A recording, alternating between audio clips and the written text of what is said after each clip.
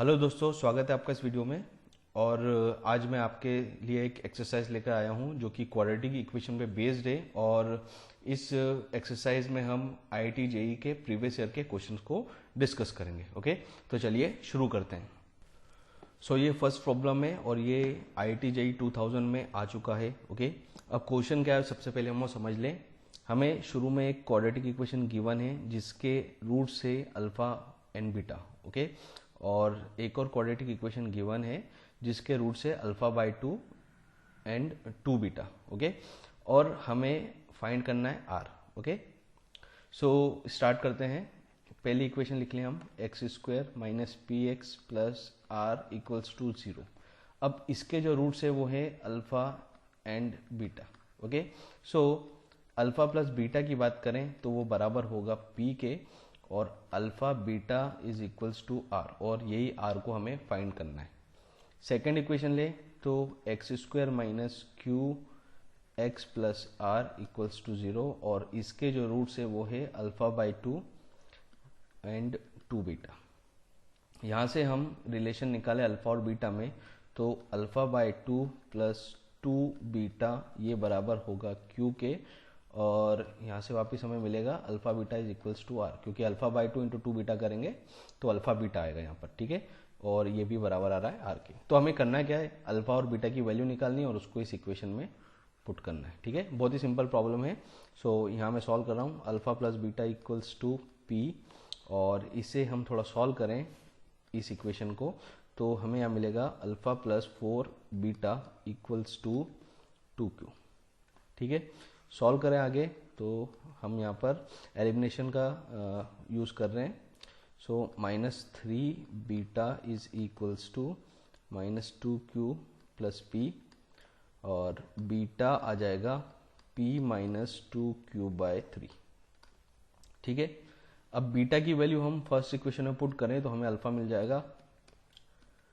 So first equation में मैंने put कर दिया है यहाँ पर बीटा की value, and it is equals to p, और अल्फा जब हम निकालेंगे तो वो आएगा, सॉरी यहाँ पर -3 आएगा, और इसे जब हम सॉल्व करेंगे तो आएगा 2q minus P by 3। Okay, minus sign को ऊपर एडजस्ट करा तो, और अल्फा की वैल्यू आएगी, ये बीटा की जो वैल्यू है उसको यहाँ पर आप करेक्ट कर लीजिए, यहाँ पर मैंने करेक्ट कर दी है, और अल्फा की वैल्यू ये आ रही 2 into 2p minus Q by 3। Okay, अब हमें निकालना है R. So R is equals to alpha into beta, और यहाँ पर हम अल्फा और बीटा की वैल्यू पुट करें। सो अल्फा है 2 into 2p minus Q by 3, और बीटा है 2q minus p by 3। Okay, so ये हो जाएगा 2/9 into 2p minus Q into 2q minus p। Okay, so option D is the correct answer. Okay, चलिए next problem देखते हैं। सो ये सेकेंड क्वेश्चन है।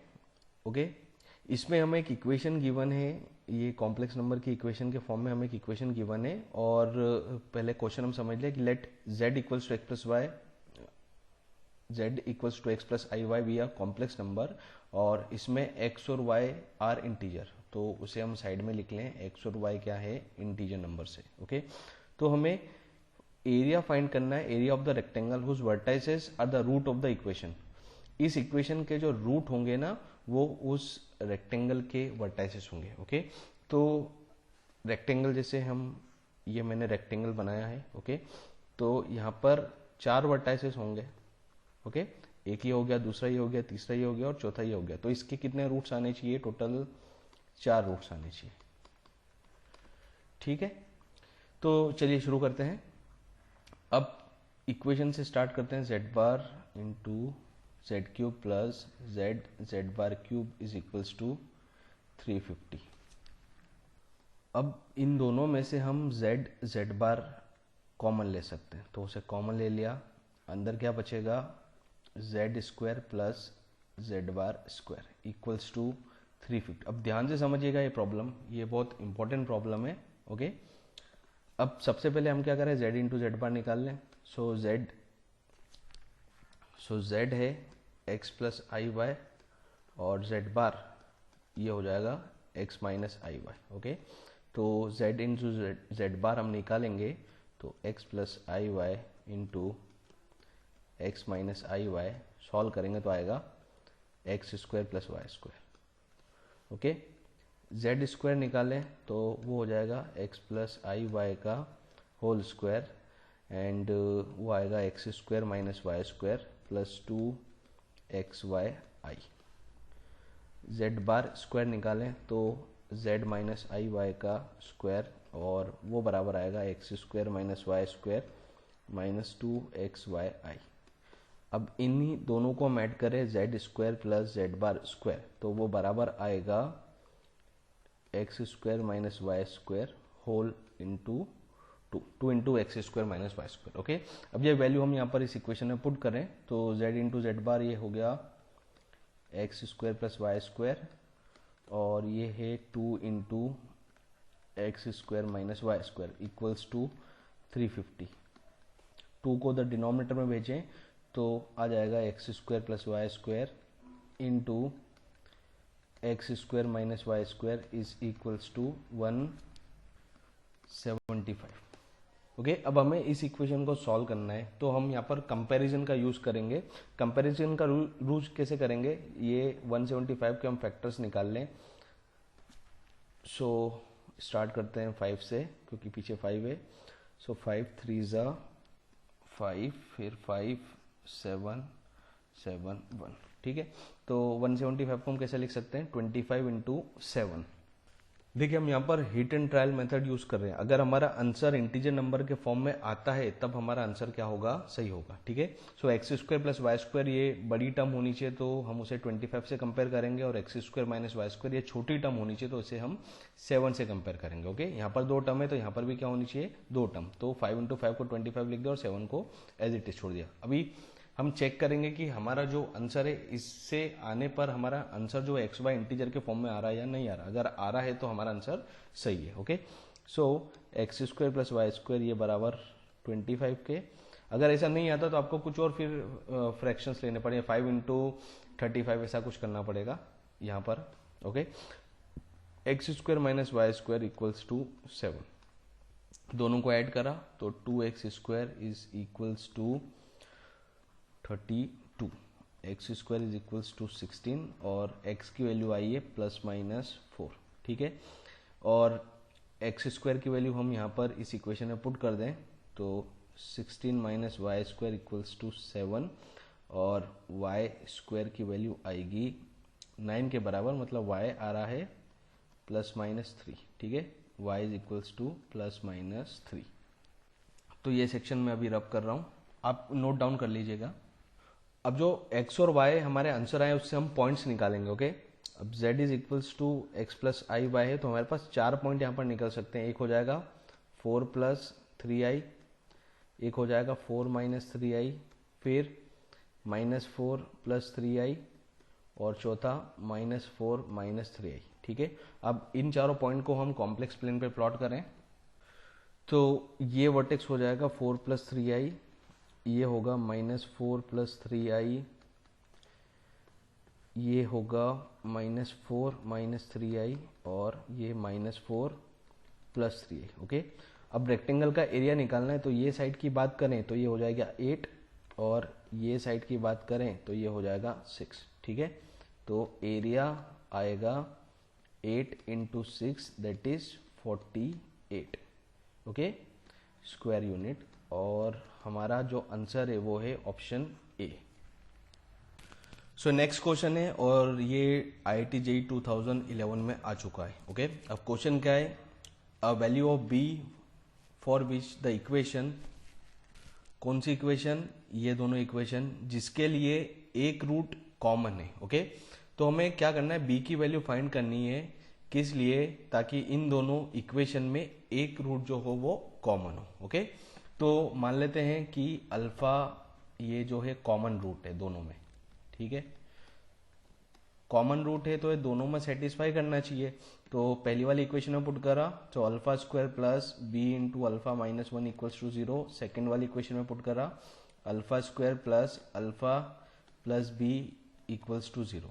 इन दोनों को सॉल्व करा तो हम अल्फा की वैल्यू निकाल सकते, तो सब्ट्रैक्ट कर दिया, ये कैंसिल हो गया, अल्फा इंटू बी माइनस 1 और यहाँ पर आएगा minus of 1 plus b equal to 0, और अल्फ़ा की जो वैल्यू आएगी वो होगी b plus 1 upon b minus 1। ठीक है, अब ये हमारे पास कॉमन रूट आ गया है। अब कंडीशन निकालने के लिए हम क्या करेंगे, इसको इक्वेशंस में सब्स्टिट्यूट करेंगे। तो हम सबसे पहले वाली इक्वेशन में सब्स्टिट्यूट करके देखते हैं। तो x square plus B x minus 1 equals to 0 substitute करें यहाँ पर x इक्वल्स टू अल्फ़ा इस इक्वेशन में, तो ये हो जाएगा beta b plus 1 upon b minus 1 का whole square plus b into b plus 1 upon b minus 1 equals to 0। अब इस इक्वेशन को एलसीएम लेके सॉल्व करें तो हमारे पास आएगा ये, जिसे फर्दर हम सॉल्व करें। इसके बाद ये स्टेप है, और इसे हम सॉल्व करें तो मैं देख सकता हूँ B square minus B square cancel, plus और माइनस 1 कैंसिल, क्या बचेगा हमारे पास B cube plus 3b equal to 0। ठीक है, 2b और 2b 4b minus b 3b। Okay, यहाँ से हम b कॉमन ले लें तो b square plus 3 equal to 0, तो एक तो आया b इक्वल्स टू 0 और एक हो जाएगा b square plus 3 equals to 0, यानी कि b की जो वैल्यू आएगी वो आएगी plus minus root 3 I. Okay, so कौन सा ऑप्शन मैच कर रहा है, minus root 3 I. So option B is correct answer. So ये फोर्थ प्रॉब्लम है, और इस प्रॉब्लम में हमें बताना है कि ये जो क्वाड्रेटिक इक्वेशन से बनने वाला जो पैराबोला है वो माइनस इन्फिनिटी से इन्फिनिटी तक कितनी बार एक्स एक्सिस को क्रॉस करता है या टच करता है। ओके, अब जैसे क्वाड्रेटिक इक्वेशन के फंक्शन की बात करें, ओके, तो ये फंक्शन एफ एक्स 0 कब होगा, जब ये क्वाड्रेटिक इक्वेशन किसके बराबर होगी, 0 के बराबर। मतलब कि ये इन दोनों पॉइंट पे अगर ये पैराबोला पास होता है तो इन दोनों पॉइंट पे एफ एक्स की जब वैल्यू कैलकुलेट करेंगे तो वो किसके बराबर आएगी, 0 के बराबर आएगी। Okay, so maximum quadratic equation कितने पॉइंट पे टच कर सकती है एक्स एक्सिस को, 2 पॉइंट पर। ठीक है, और मिनिमम की बात करें तो वो होगा 0, और ऐसा भी हो सकता है कि वो एक सिंगल पॉइंट पे टच करे। ओके, जैसे यहाँ पर मैंने बना रखा है। ठीक है, और मिनिमम 0 मतलब वो एक भी पॉइंट पे टच नहीं करे, जैसे ये। ठीक है, अब पैराबोला अपर फेसिंग भी बन सकता है और लोअर फेसिंग भी बन सकता है, मतलब नीचे का फेस से भी पैराबोला बन सकता है। ओके, वो डिपेंड करता है ये जो कोफिशिएंट ए है वो पॉजिटिव है या नेगेटिव। ओके, सो ये तो बेसिक थ्योरी होगी। अब प्रॉब्लम को स्टार्ट करते हैं। ओके, अब जैसे हम यहाँ की बात करें, इस पैराबोला को कंसिडर करें, तो ये एक पॉइंट ले लेते हैं हम एक्स इक्वल्स टू ए। इसके पहले वाली वैल्यू पे देखें तो ये फंक्शन क्या हो रहा है, डिक्रीज हो रहा है। ठीक है, और x इक्वल्स टू ए से आगे वाली वैल्यू देखें तो ये क्या हो रहा है, इंक्रीज हो रहा है। ठीक है, अगर फंक्शन डिक्रीज हो रहा है और फिर इंक्रीज हो रहा है तो वहां पर एक पॉइंट हो सकता है, वो क्या होगा, उसकी मिनिमम वैल्यू। ओके, ये क्या है, इसकी मिनिमम वैल्यू। और अगर फंक्शन पहले इंक्रीज हो रहा है और फिर क्या हो रहा है, डिक्रीज हो रहा है, तो एक पॉइंट ऐसा होगा जहां पर क्या होगी, उसकी मैक्सिमम वैल्यू। ओके, जैसे इस पॉइंट पे क्या होगी, इस फंक्शन की मैक्सिमम वैल्यू। बस यही कॉन्सेप्ट हमें यूज करके इस प्रॉब्लम को सॉल्व करना है। तो हम क्या करते हैं, पहले इस क्वाड्रेटिक इक्वेशन से एक फंक्शन बना लेते हैं, f x equals to x square minus x sine x minus cos x. Okay, ये हमने एक क्वाड्रेटिक फंक्शन बना लिया। अब हम देखेंगे, अब हम निकालेंगे कि किस इंटरवल में फंक्शन इंक्रीजिंग होगा और डिक्रीजिंग होगा सबसे पहले। ओके, सो उसके लिए हम इसे डिफ्रेंशिएट कर दें, तो f dash x is equals to, ये हो जाएगा 2x माइनस, यहाँ पर प्रोडक्ट रूल लगाएं तो फर्स्ट फंक्शन का डिफरेंशिएशन, x का differentiation 1, second function as it is, plus यहाँ ब्रैकेट लगा देते हैं, first function as it is sine x का डिफरेंशिएशन कॉस एक्स। ओके, और फिर यहाँ पर माइनस कॉस एक्स का differentiation minus sine x. Okay, तो आप इसे सॉल्व करेंगे तो आपके पास आएगा f dash equals to 2x minus x cos x. Okay, f dash x equals to x into 2 minus cos x. अब मैक्सिमम मिनिमा निकालने के लिए हमें क्या करना है, एफ डैश एक्स को 0 से इक्वेट कर रहे हैं। ओके, सॉरी मैक्सिमम मैन्यूअर से पहले हम इंक्रीजिंग डिक्रीजिंग इंटरवल निकाल लेते हैं। तो एफ डैश एक्स को 0 से इक्वेट करा, इसका मतलब x into 2 minus cos x is equals to 0। Okay, तो इससे दो वैल्यू आई, एक आया x इक्वल्स टू 0 और दूसरा आया cos x equals to 2।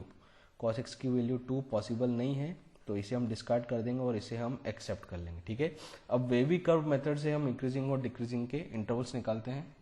So X equals to 0 number line पे प्लॉट करा, पॉजिटिव नेगेटिव, तो हमें क्या मिला कि for x greater than 0 F dash x is greater than 0 and for x less than 0 F dash x is less than 0। मतलब x greater than 0 के लिए क्या होगा, इंक्रीजिंग, और x लेस देन 0 के लिए फंक्शन क्या होगा, डिक्रीजिंग।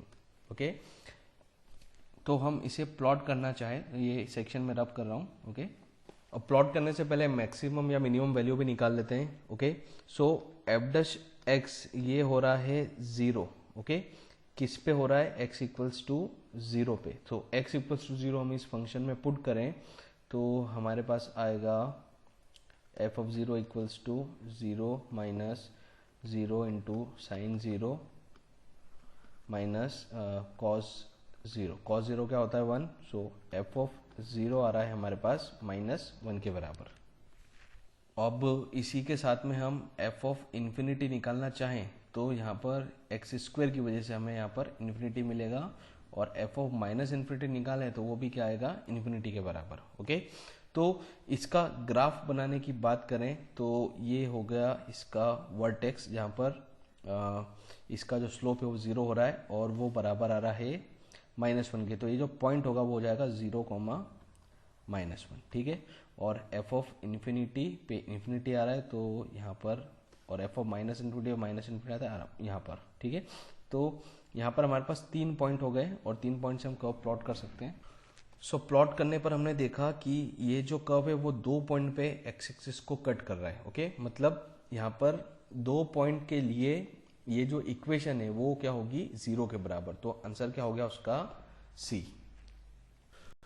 सो ये नेक्स्ट प्रॉब्लम है, ये जेई मेंस 2016 का प्रॉब्लम है, और यहाँ पर थोड़ा प्रॉब्लम हम समझ लें तो यहाँ पर हमें x की सारी रियल वैल्यू फाइंड करनी है जो इस इक्वेशन को सेटिस्फाई करे। ओके, अब इक्वेशन क्या है, X square minus 5x plus 5 इसकी power x square plus 4x minus 60 equals to 1। Okay, अब हमें ये कंडीशन देखनी है कि किस किस वैल्यू के लिए यहाँ पर हमें 1 मिल सकता है। ओके, अब सबसे पहली बात तो कोई भी नंबर या कोई भी फंक्शन हो एफ एक्स, अगर इसकी पावर 0 है तो ये हमेशा क्या आएगा, 1 के बराबर। ओके, किसी की भी पावर 0 मतलब 1। तो एक कंडीशन तो हमें यहाँ पर मिल गई। ओके, दूसरा, अंदर जो लिखा हुआ है अगर वो 1 हो, ओके, और 1 की पावर भी कुछ भी हो तो भी क्या हमें मिलेगा, 1। और अगर -1 की पावर की बात करें और पुट करने पर अगर इस जो भी हमारे पास वैल्यू आएगी, अगर हम ऊपर क्वाड्रेटिक इक्वेशन में पुट करें, अगर वो इवन नंबर आ रही है तब भी क्या आएगा, हमें मिलेगा 1। ओके, अब अभी तो आपको समझने में थोड़ी दिक्कत हो रही होगी, पर जैसे ही प्रॉब्लम आगे सॉल्व होता जाएगा वैसे आपको समझ में आ जाएगा। ठीक है, तो सबसे पहले तो पावर 0 होगा तो हमें यहाँ पर 1 मिल सकता है, मतलब x square plus 4x minus 60, ये अगर 0 है तो हमें यहाँ से x की वैल्यू मिल सकती है कि किसके लिए यहाँ पर हमें 1 मिलेगा।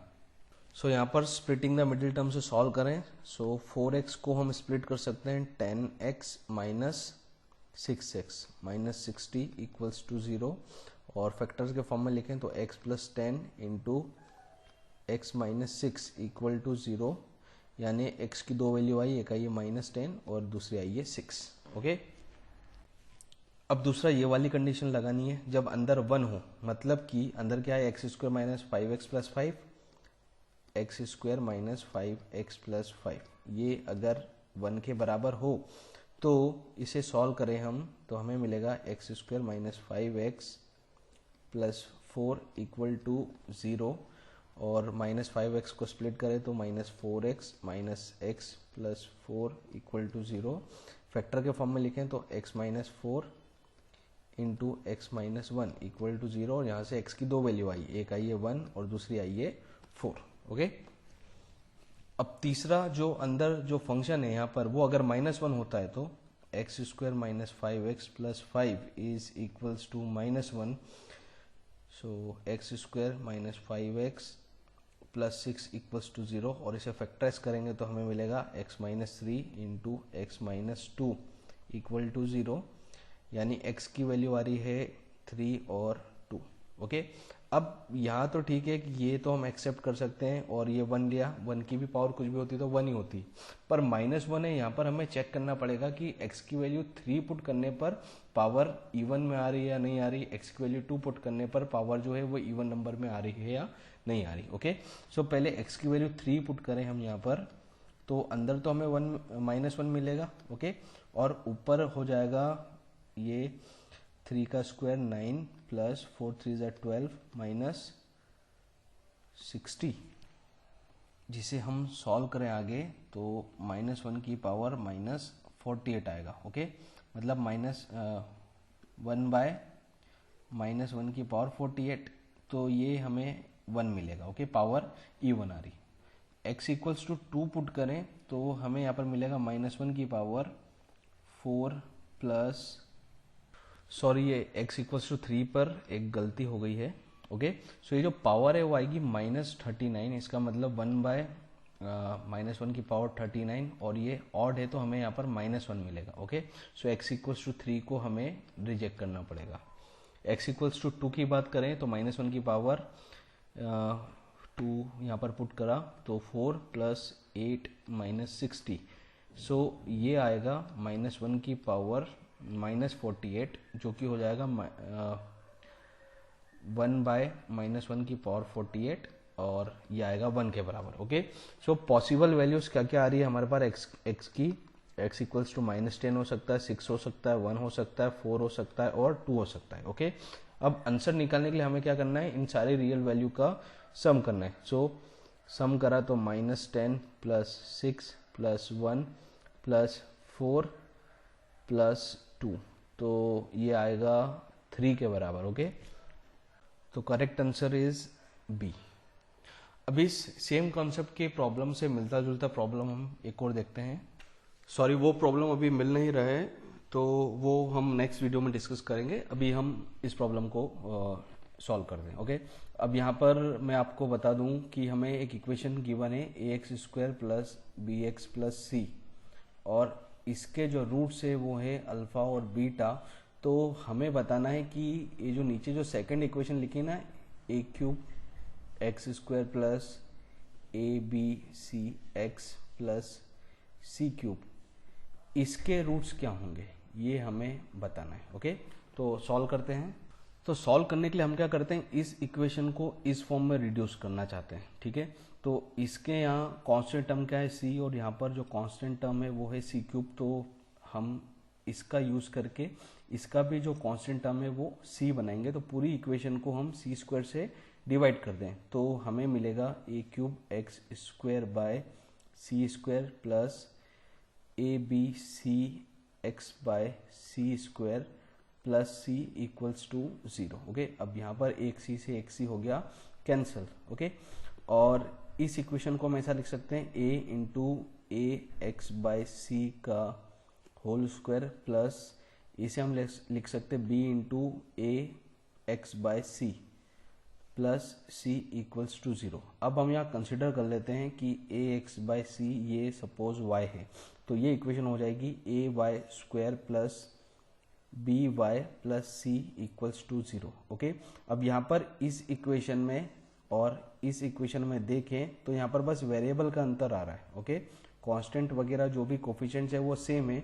तो इसके भी रूट्स की बात करें तो y के रूट्स भी क्या मिलेंगे अपन को, अल्फा मिलेगा और बीटा मिलेगा। ओके, तो यहाँ से हम मान लेते हैं कि इस इक्वेशन के जो रूट्स हैं वो y1 और y2 है। ठीक है, y1 मतलब क्या, a x1 बाय सी, और y2 मतलब a x2 by C. Okay, so a x1 by C equals to alpha हमने लिखा, तो हमें यहाँ पर मिलेगा x1 की value alpha c by A, और a x2 बाय c को बीटा लिखा तो यहाँ पर हमें x2 मिलेगा c बीटा बाय ए। ओके, तो जो रूट्स हैं इस इक्वेशन के वो हैं alpha c by A comma beta c by B. तो option B is correct answer. So ये 7th प्रॉब्लम है। इसमें हमें दो इक्वेशन गिवन है जिसमें एक जो रूट है वो दोनों में कॉमन है, तो दोनों में एक रूट कॉमन ले लिया हमने, ठीक है।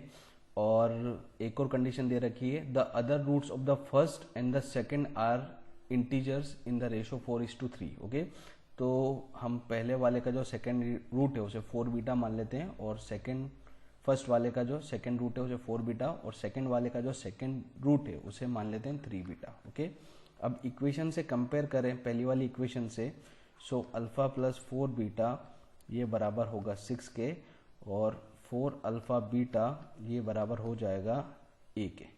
ओके, सेकंड इक्वेशन का यूज करें तो अल्फा प्लस 3 बीटा ये बराबर हो गया है सी के, और 3 अल्फा बीटा ये बराबर हो गया है 6 के। So 3 alpha beta is equals to 6, तो यहाँ से अल्फा बीटा की वैल्यू निकालें तो वो बराबर आएगी 2 के। ये वैल्यू हम यहाँ पर पुट करें तो 4 इंटू 2 इज इक्वल्स टू ए, यानी ए की जो वैल्यू है वो हो गई है 8 के बराबर। ओके, सो फर्स्ट इक्वेशन का यूज करें, एक्स स्क्वायर माइनस 6x, ए की वैल्यू यहाँ पर पुट कर दी 8। ओके, अब इसे स्प्लिटिंग द मिडिल टर्म से सॉल्व करें तो 6x को स्प्लिट कर सकते हैं, minus 4x minus 2x plus 8 equals to 0, और फैक्टर्स निकालेंगे तो आएगा x minus 4 into x minus 2 equal to 0, यानी x की वैल्यू हो सकती है 4 या फिर 2। अब यहाँ पर दो वैल्यू आई है और उसमें से हमें अल्फ़ा निकालना है जो कि कॉमन रूट है। ओके, तो पहले मान लेते हैं हम कि अल्फ़ा की वैल्यू 4 है। ओके, तो यहाँ से इस सेकेंड इक्वेशन का यूज़ करें। Okay, so 4 alpha beta is equals to 8, और अल्फ़ा की वैल्यू यहाँ पर 4 पुट करी तो बीटा की वैल्यू कितनी आई 1। ओके, सॉरी, अल्फ़ा की वैल्यू 4 पुट करी तो बीटा की वैल्यू आई 1/2। ओके, और रूट क्या है 4 अल्फ़ा बीटा, तो सॉरी 4 बीटा, तो 4 beta is equals to 4 into 1/2 that is 2। ये तो हो गई पहले वाली इक्वेशन की बात। सेकंड इक्वेशन की बात करें तो यहाँ पर है अल्फ़ा बीटा 2 के बराबर, तो यहाँ पर हम अल्फ़ा की वैल्यू 4 यहाँ पर पुट करें तो 4 इंटू बीटा ये आया है 2, तो बीटा की वैल्यू आ गई है 1/2। ओके, और इसका जो सेकेंड रूट है वो है 3 बीटा, तो 3 beta is equals to 3 into 1/2 that is 3/2। Okay, और ये इंटीजर वैल्यू नहीं आ रही है, ठीक है। अब हम क्या करते हैं, अल्फ़ा की वैल्यू 2 लेते हैं। अल्फ़ा की वैल्यू 2 ली तो इस इक्वेशन में पुट करें अल्फ़ा की value 2, so 4 into alpha beta is equals to 8, alpha की वैल्यू 2 पुट करें तो बीटा की वैल्यू आई 1, और 4 बीटा की बात करें तो वो हो जाएगा 4। ठीक है, अब अल्फ़ा की वैल्यू 2 इस इक्वेशन में पुट करें अल्फ़ा बीटा इक्वल्स टू 2 में, तो यहाँ पर हमें मिलेगा अल्फ़ा की value 2 into beta is equals to 2, तो यहाँ से आई बीटा की वैल्यू 1, और इसका सेकेंड रूट क्या है 3 beta, so 3 beta is equals to आया 3। तो यहाँ पर हमें वैल्यू जो है वो इंटीजर नंबर के फॉर्म में मिल रही है, तो जो कॉमन रूट है उसकी वैल्यू क्या होगी 2 के बराबर। तो आंसर क्या है डी ऑप्शन। सो ये नेक्स्ट प्रॉब्लम है, ये जेईई मेन 2013 का प्रॉब्लम है। अब इसमें हमें क्या एक इक्वेशन गिवन है X square plus 2x plus 3 equals to 0, और दो इक्वेशन मतलब A X square plus B X plus C equals to 0, और इन दोनों में एक रूट जो है वो कॉमन है। ओके, तो हमें बताना है कि ए बी सी इनका जो रेशो है वो किसके बराबर है। Okay, A is to B is to C, ये किसके प्रोपोर्शनल है, या अच्छी तरह से बोले हम ये हमें बताना है। ओके, सो इक्वेशन लेते हैं A X square plus 2x plus 3। अब इस टाइप का जो प्रॉब्लम है इसमें सबसे पहले आप इसका डिस्क्रिमिनेंट निकालें। ओके, डिस्क्रिमिनेंट क्या होता है बी स्क्वायर माइनस 4ac, और यहाँ पर हम पुट करें b की वैल्यू 2, तो 2 स्क्वायर माइनस 4 इंटू 1 इंटू 3, सो 4 माइनस 12 ये आ रहा है -8। ओके, अब डिस्क्रिमिनेंट क्या आया, लेस देन 0, नेगेटिव, मतलब जो रूट्स है वो क्या है, complex conjugate. Complex conjugate root मतलब इन दोनों इक्वेशन में अगर एक रूट कॉमन है तो अगर इस इक्वेशन के कॉम्प्लेक्स कॉन्जुगेट रूट आ रहे हैं तो दोनों ही रूट्स जो आने चाहिए वो सेम आने चाहिए। ओके, इसका मतलब क्या है, both should have same roots. Okay, इसका मतलब जो कोफिशिएंट्स है वो भी क्या होंगे, प्रोपोर्शनल होंगे, मतलब a/1 equals to b/2 equals to c/3। Okay, so correct answer is D. अब इससे मिलता जुलता एक और प्रॉब्लम मैं आपको बताता हूं। सो इस सेम वैसा ही प्रॉब्लम है जैसा हमने इससे पहले वाला प्रॉब्लम डिस्कस करा था। यहाँ पर इस इक्वेशन का डिस्क्रिमिनेंट निकाला जाए तो वो होगा 3² minus 4 into 2 into 4 and that is 9 minus 16 टू ज़ा 32 which is equals to -23। Okay, discriminant negative यानी कि complex conjugate root. Complex conjugate root मतलब एक रूट कॉमन है तो दूसरा भी क्या होना चाहिए, कॉमन होना चाहिए। ठीक है, तो जो कोफिशिएंट्स है वो भी क्या होने चाहिए, प्रोपोर्शनल। तो a/2 equals to b/3 equals to c/4। Okay, so इसका आंसर है बी। सो ये नेक्स्ट प्रॉब्लम है और ये AIEEE 2007 का प्रॉब्लम है। अब प्रॉब्लम हम समझ लें कि हमें यहाँ पर एक क्वाड्रेटिक इक्वेशन गिवन है x² plus ax plus 1 equals to 0। Okay, अब इसमें जो बोला है कि जो इसके रूट्स है, मान लेते हैं इसके रूट्स अल्फा बीटा, और इसका जो डिफरेंस है वो है लेस देन √5। ओके, तो हमें बताना है कि a की क्या रेंज होनी चाहिए ताकि इसके रूट्स का जो डिफरेंस है वो लेस देन हो √5 से। ओके, सो यहाँ से हम अल्फा प्लस बीटा की वैल्यू निकाले तो वो आएगी -a के बराबर और अल्फा बीटा ये बराबर होगा 1 के। ओके, तो हमें यहाँ पर सबसे पहले अल्फा माइनस बीटा निकालना है, तो आइडेंटिटी यूज करेंगे। अल्फा माइनस बीटा का square is equals to alpha plus beta का होल स्क्वायर और -4 alpha beta.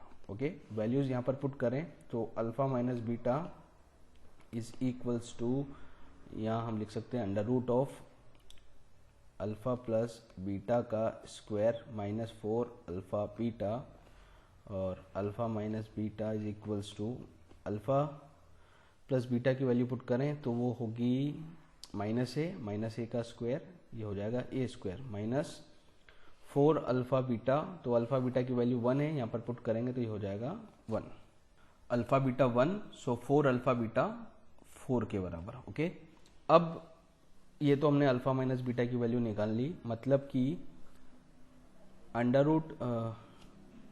Root of a² minus 4 ये लेस देन होना चाहिए √5 से।